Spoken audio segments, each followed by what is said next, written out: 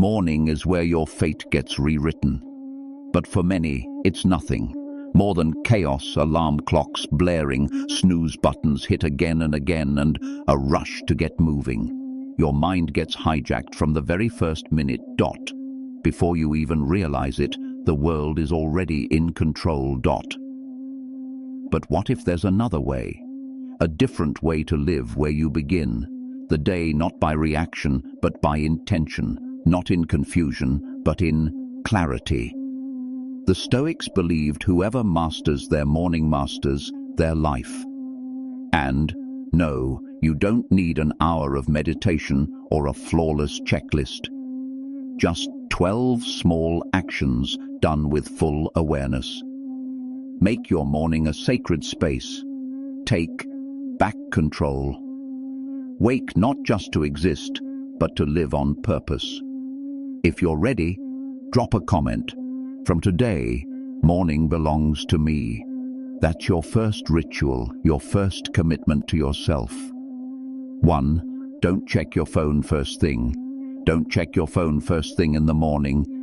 In the morning. There's a silent war happening the moment you open your eyes, and most people lose it before they even get out of bed. Reaching for your phone first thing in the morning might seem harmless, just a quick glance, just 5 minutes. But what you're really doing is handing over your mind to the chaos of the outside world. Notifications, headlines, messages, expectations, they rush in like a flood. Before your own thoughts have had the chance to wake up. Instead of choosing your mindset, you inherit one. Instead of leading your day, you're already reacting to it. In the early moments of the morning, your mind is soft clay. Whatever touches it first leaves a mark. If that first touch is a flood of noise and distraction, you've already lost the most sacred chance to shape your state of being. Epictetus wrote, "No man is free who is not master of himself." It's not a motivational slogan, it's a warning. If you let someone else's words, images, or emotions define your first thoughts of the day, you're no longer leading your life. You've outsourced your sovereignty. The Stoics believed the first battle of the day was internal. Will you direct your attention, or will the world seize it before you do? What would it mean to begin the day on your own terms? Not with noise, but with stillness. Not with urgency, but with awareness. You don't need a 10-step routine, just a pause, a breath, a moment of reclaiming your mind before the world tries to rent space in it. Put your phone out of reach before bed. When you wake, sit upright. Keep your eyes soft. Inhale slowly. Exhale fully. You don't need a script. Just be present. You'll feel the pull of the phone. Let it pass. This is your first act of resistance, your first act of freedom. You're not avoiding reality, you're preparing for it. And preparation is power. Start the day as a sovereign being, not a servant to the scroll. 2. Practice silent gratitude even when you don't feel like it. You don't feel like it. There are mornings when the weight of life arrives before you even open your eyes. Deadlines loom. Emotions lag. The bed feels like the only safe space left in the world. On those days, gratitude may feel fake, forced even. But that is precisely when it matters most. Gratitude, especially when silent and unannounced, is not about pretending everything is fine. It's about grounding yourself in what still is. The fact that you're breathing, that your heart is still beating, that you've been handed another sunrise unearned, but yours. These are not small things. They are the foundation upon which everything else is built. And when your mind wants to spiral into what's missing, silent gratitude becomes your anchor. Marcus Aurelius once wrote, "When you arise in the morning, think of what a precious privilege it is to be alive, to breathe, to think, to enjoy, to love." This isn't just poetic sentiment, it's a mental reset. A Stoic doesn't wake up and immediately dive into emails, notifications, or the chaos of daily demands. He wakes up and reclaims his mind before the world tries to take it. To see life as a privilege is a form of discipline. It's training the mind to resist automatic dissatisfaction. Instead of "I didn't sleep enough" or "I have too much to do," the Stoic reminds himself, "I woke up. I'm breathing. That's already a gift." This practice isn't naive optimism. It's sharpening your awareness. It's reminding yourself that your time is borrowed, and how you spend this day will either bring you closer to your values or further away. Each morning is a chance to begin again, not with anxiety, but with intention. To breathe consciously, to think clearly, to enjoy what's here, to love with presence. That's not just a morning routine, that's inner armor. Stoicism starts before sunrise, not in silence, but in clarity. Because without gratitude, the mind starts writing dangerous stories. I never have enough. I'm always behind.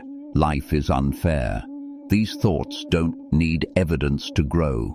They feed on absence. But when you stop even for just one breath and whisper to yourself, "Thank you for this body. Thank you for this moment," you interrupt the spiral. You remind yourself, "I may not control everything, but I still have something." This practice doesn't need an audience. You don't have to write a journal entry or shout affirmations in the mirror. You only need to notice silently, genuinely. Pick one thing, anything. The warmth of your coffee, the sound of your child's breathing, the hands to try again. Let that be enough. And if you feel nothing at first, that's okay. Gratitude, like any ritual, reveals its power with repetition. The more you return to it, the more it reshapes your mental posture from scarcity to steadiness, from victimhood to ownership. So tomorrow morning, before the world touches you, touch something real inside yourself. Say thank you, not loudly, not performatively, but like someone who understands that just being here is already a gift. 3. Make your first decision. Make your first decision consciously. Consciously. There's a moment each morning that seems harmless, barely a decision at all. The alarm rings. You reach out, and in that small, sleepy gesture, snoozing it, begins. What begins? A quiet pattern, a cue to your mind that delay is acceptable. That you are not in charge of your impulses. This isn't just about waking up late. It's about who is steering your will or your comfort. The Stoics understood that our character is not formed in grand speeches, but in micro-choices, repeated, unnoticed, until they become who we are. The first moments of your morning are a training ground. You're not just getting out of bed, you're strengthening your resolve. You quote, re-choosing between command and compromise. So, how do you reclaim that moment? Not with intensity, but with quiet intention. When the alarm rings, rise. Not because it's fun, but because it's right. Then do something simple but deliberate. Make your bed. Straighten your space. Choose your clothes as if you're choosing how to meet the world.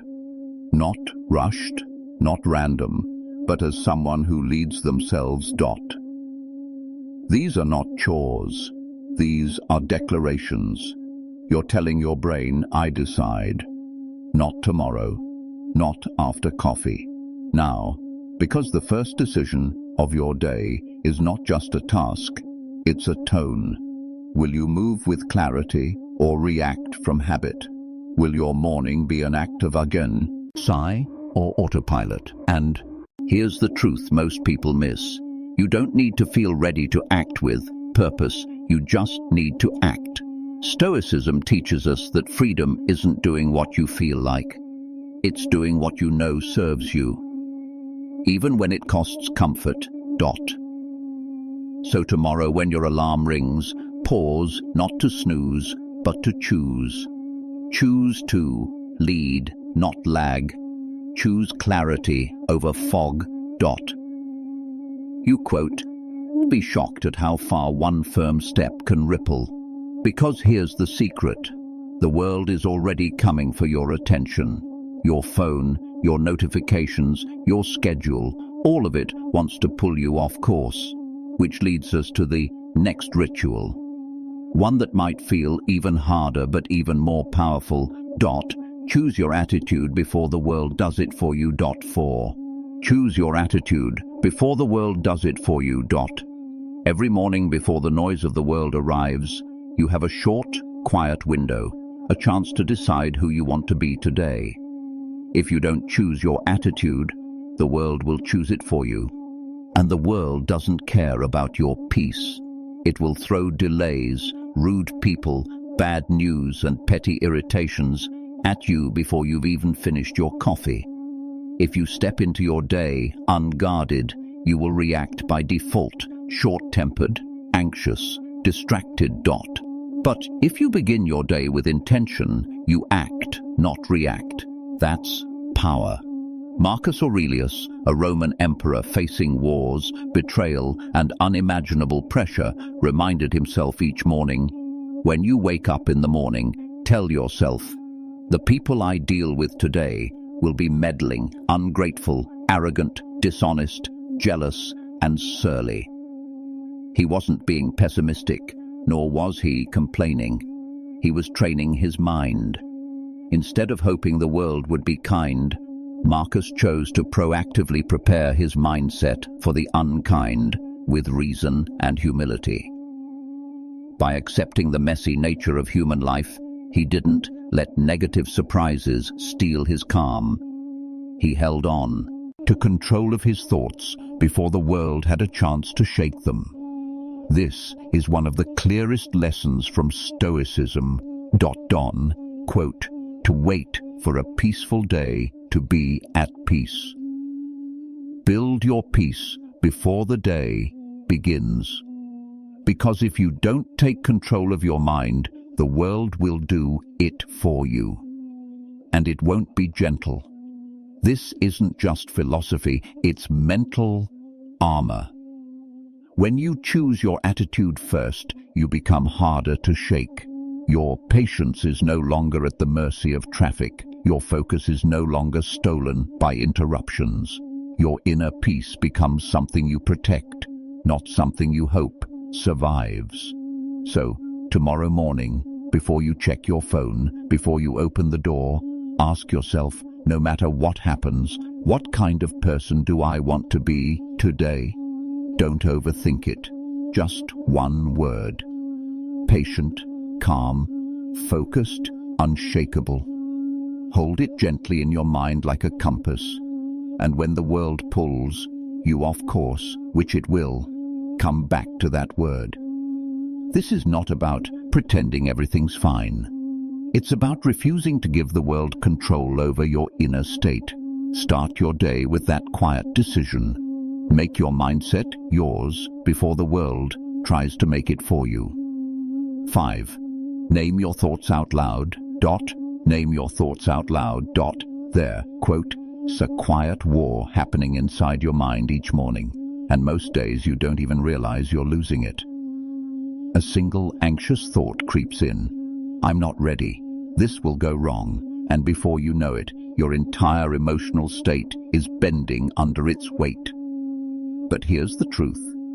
Not every thought deserves your trust. Not every voice inside your head speaks the truth. This is where the Stoics offer us something powerful. They called it prus, a state of constant gentle vigilance over the mind. You don't have to silence your thoughts or chase them away. What you must do is see them, recognize them, and most importantly, name them. By speaking your thoughts out loud, you interrupt their silent power. You create a distance between what you're thinking and what's real. Saying, "I'm having a thought that I'll fail," is very different from silently believing, "I will fail." One traps you, the other sets you free. This simple act of naming turns a fog into something you can navigate. It shifts you from reacting to observing.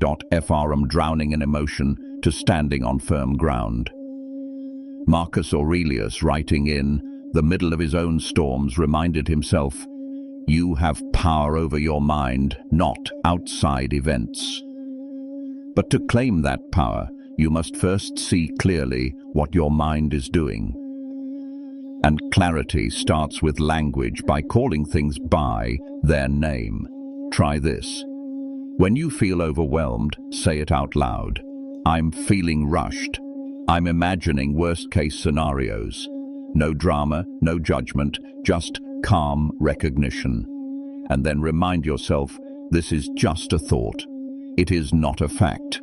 You'll be surprised how fast the emotional current weakens when you step out of it. It doesn't mean the feelings disappear, but now you are not the feeling. You are the observer. Make this part of your morning ritual. Even 1 minute of naming your inner weather can change how you navigate your entire day. Because the first step to mastering your mind is learning to listen to it without blindly believing it. Say it, see it, release it. That's how you begin to take your mind back. Review your values, not your to-do list. 6, Review your values, not your to-do list. Before you rush into your calendar, before you drown in notifications, stop just for a moment. Ask yourself, what kind of person do I want to be today? You see, the problem isn't that we're doing too little. Often we're doing too much of what doesn't matter. We become efficient machines, crossing things off a list, but inside we're hollow, disconnected, directionless. This is where values come in, not as lofty ideals, but as your internal compass. Values are not about what you accomplish. They're about who you are while accomplishing. Are you being honest? Are you being kind? Are you being courageous? These aren't just words. They are your soul's infrastructure.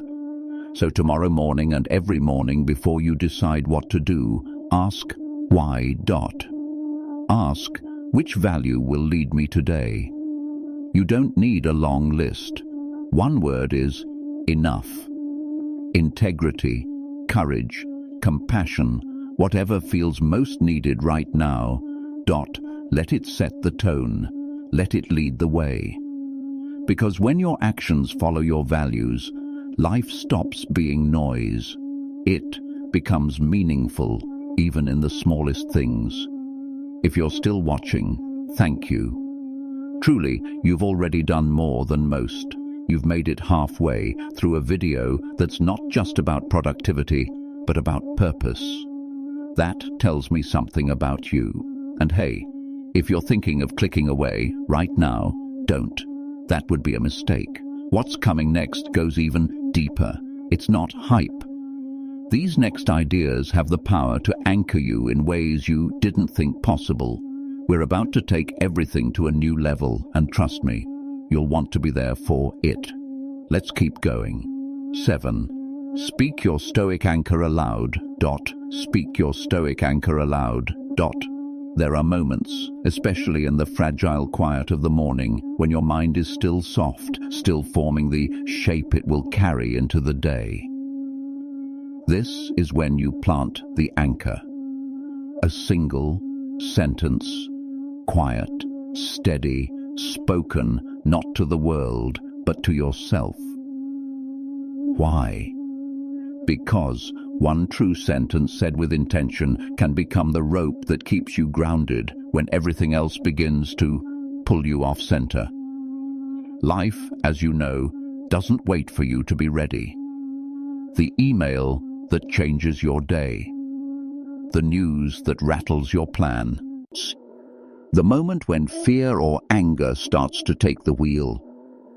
And yet, if you've spoken your anchor, you've already chosen your direction. You've already reminded yourself of what matters. Marcus Aurelius repeated to himself, "You have power over your mind, not outside events." These weren't quotes for inspiration. They were tools, mental armor. They called them maxims, short, grounded phrases you carry in your pocket like a stone smooth from repetition. Seneca reminded himself that what is beyond our control is not worth our anxiety. Epictetus taught that peace comes not from bending the world, but from mastering our response to it. So each morning, choose your line. Say it out loud. Whisper it if you must. You don't need an audience, only honesty. Something like, "Whatever happens today, I will remain who I am." Or, "I do not need control to find peace." Make it your own. The power isn't in the volume, it's in the conviction. Stand in front of the mirror. Look yourself in the eye, not for vanity, but for presence. When you say your anchor aloud, you're not just speaking. You're making a promise to meet the day with calm, to lead yourself before the world tries to lead you. Let it be a ritual, not a tip, not a hack, something sacred, a moment that says, "I remember who I am before the world tells me who to be." And when the storm comes, and it always will, you won't drift because you already dropped your anchor. 8. Breathe deeply for 1 minute. Breathe deeply for 1 minute. Their quote, "a silent power that lives in your lungs." And most mornings you walk right past it, before the phone, before the news, before the mind runs off chasing tasks and worries. Stop just for a minute. Breathe not as a performance, not to calm down, but to arrive. Your breath is not just oxygen, it is the thread between your body and your mind. The rhythm that reminds you are here. Most of the time, we are not. We wake up already gone, mentally scattered, emotionally tense, stuck in loops. We didn't choose. But deep conscious, breathing is a gentle rebellion. It breaks the autopilot. It puts you back in the driver's seat. Not by force, but by presence. The Stoics never wrote about breathwork as a technique, but they lived its spirit. To them, the only time that truly belongs to us is now. Marcus Aurelius reminded himself daily, "You could leave life right now. Let that determine what you do and say and think. That kind of clarity cannot coexist with distraction. It demands attention. It requires you to show up not in your to-do list, but in your own skin. And the fastest way to return to that place. One breath, then another. Sit upright. Close your eyes. Inhale slowly through your nose for 4 seconds. Hold it 2. Exhale through your mouth. 4. Repeat. 1 minute is enough. Long enough to interrupt the storm. Short enough to leave no excuse. You're not trying to clear your mind. You're not trying to feel peace. You're not trying at all. You are simply being, listening. Feel the air enter your chest, noticing the sounds around you, letting everything be as it is. This is not a trick. This is a ritual, a moment of quiet ownership, a small practice that says, before the world pulls me in every direction, I choose to return to myself. Do this, and something subtle begins to shift, not loud, not dramatic, just a little more Space. A little more steadiness, the kind that stays with you long after the minute has passed. Let that minute be your anchor. Do at least one hard thing immediately. 9, do at least one hard thing immediately. There's a quiet war taking place every morning, and most people don't even realize they're losing it. It's the war between comfort and courage, between routine and resolve. And the first few minutes of your day often decide who wins. Doing something hard right at the start isn't about punishing yourself. It's about proving to your own mind who's in charge. When you confront difficulty before the world even demands it, you build the kind of quiet strength that Stoicism is all about. Not loud, not flashy, but deeply rooted. Seneca once wrote, "Begin at once to live and count each separate day as a separate life." He wasn't romanticizing pain.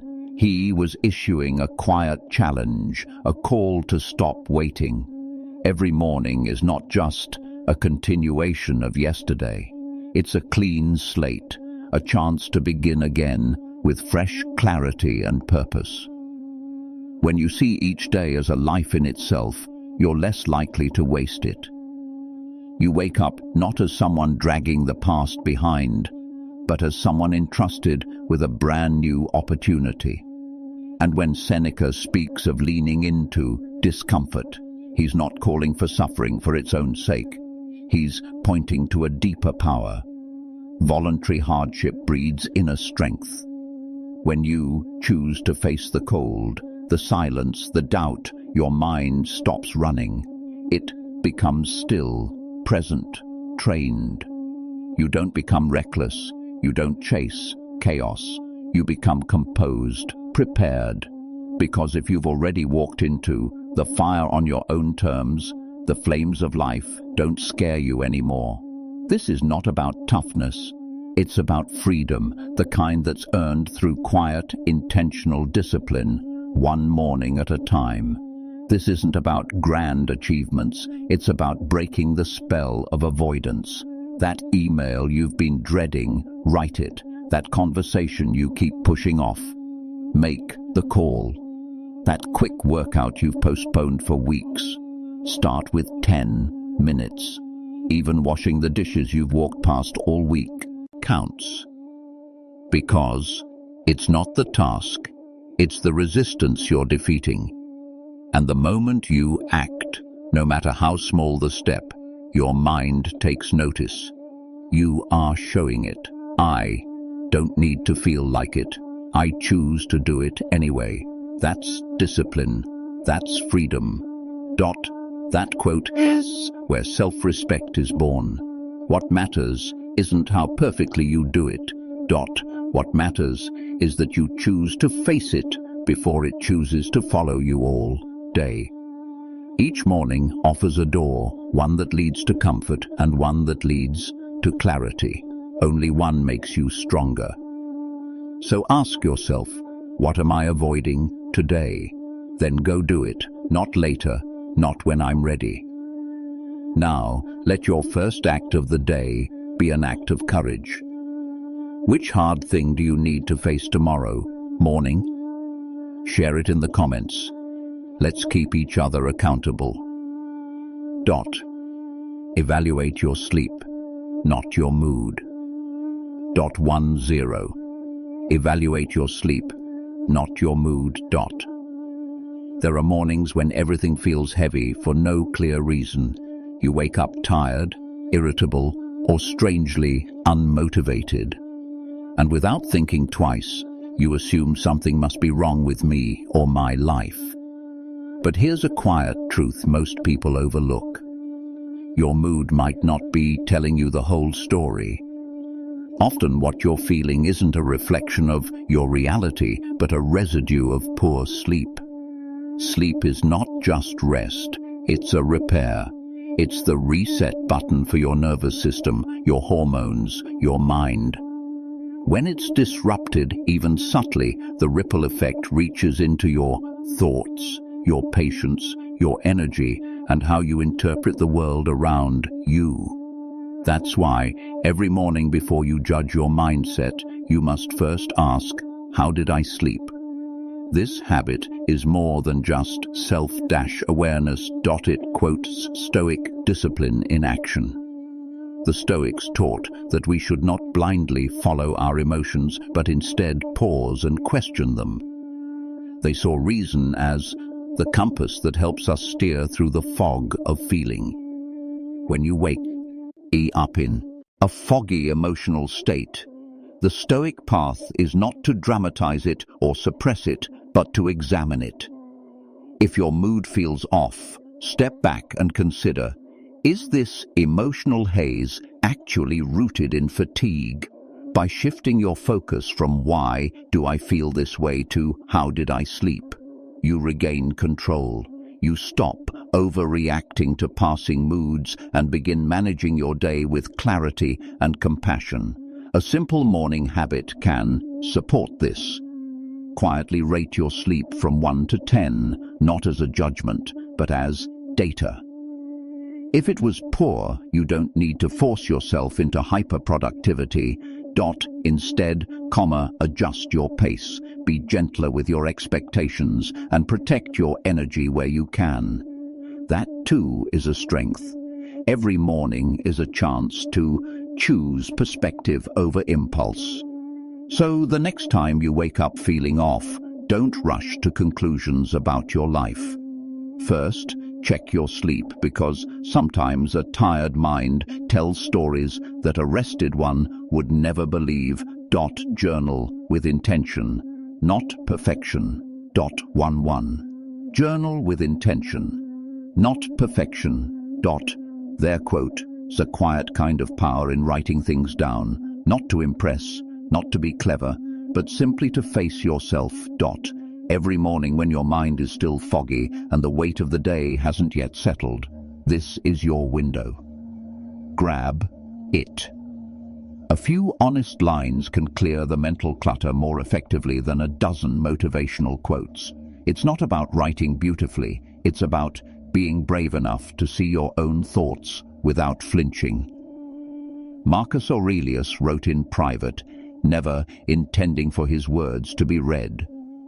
Meditations wasn't a book, it was a mirror, a place for him to return to what matters, to test his thoughts, to remind himself of the kind of man he wanted to be. That's what journaling is, a morning ritual to return to yourself, not the self you show the world, but the self that's often buried under noise, fear, and distraction. When you journal with intention, you create space. Space between stimulus and response, between what scares you and how you choose to meet it.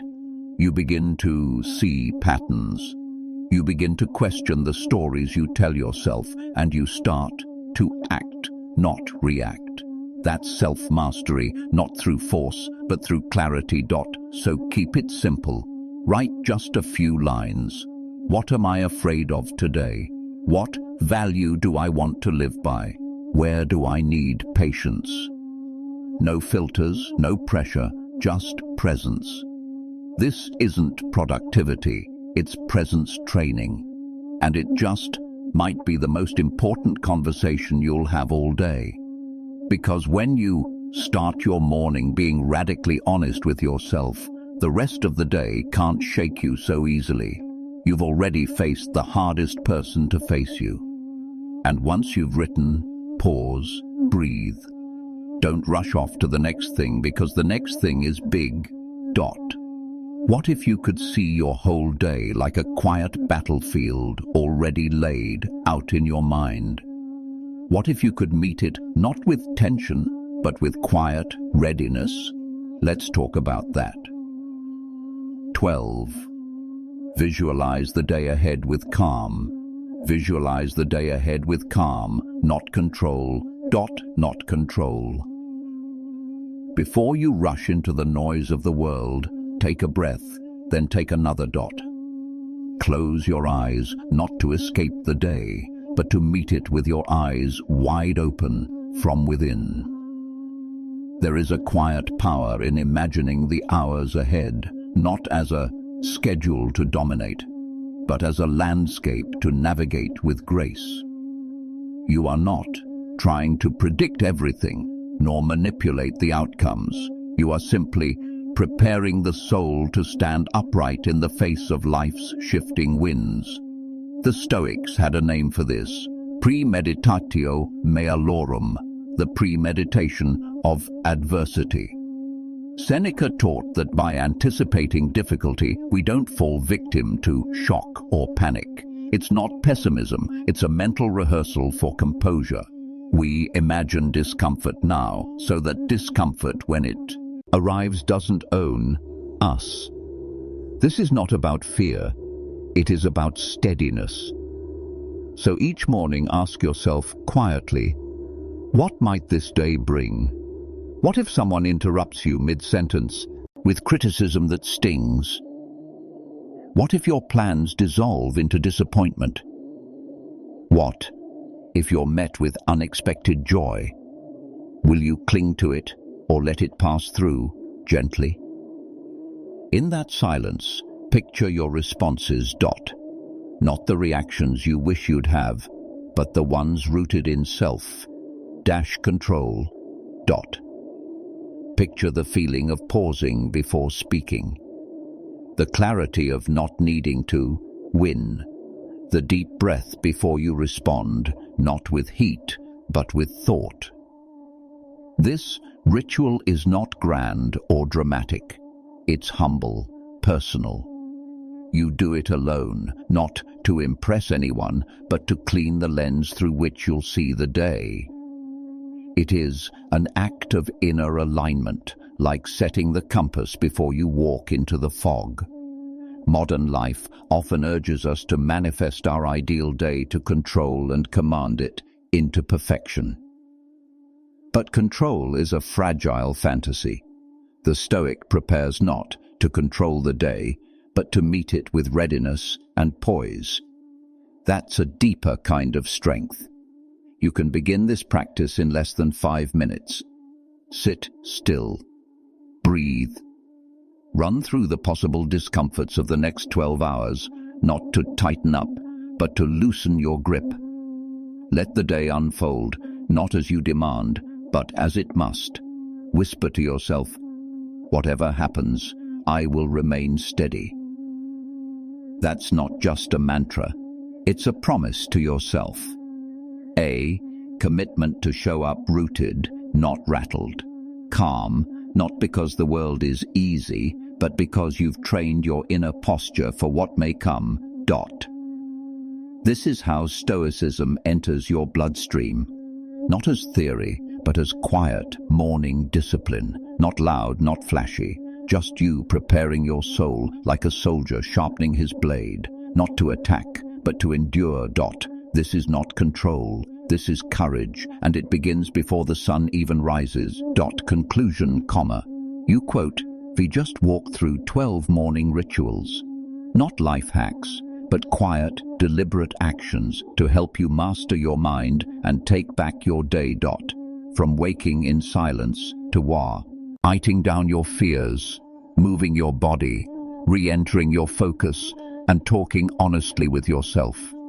Each step is a reminder. You can slow down, see clearly, and grow stronger from within. Perfection isn't required, but consistency is. That's how the Stoics built their strength, not through bursts of motivation, but through daily conscious living. What about you? How do you start your mornings? Which of these 12 rituals would you try or adapt to fit your own path? Share your thoughts in the comments. I read everyone. If this video spoke to something inside you, like it. Share it with someone who might need it. And subscribe to the channel so you don't miss the next video. It is already showing right here. You deserve a stronger mind. It begins tomorrow.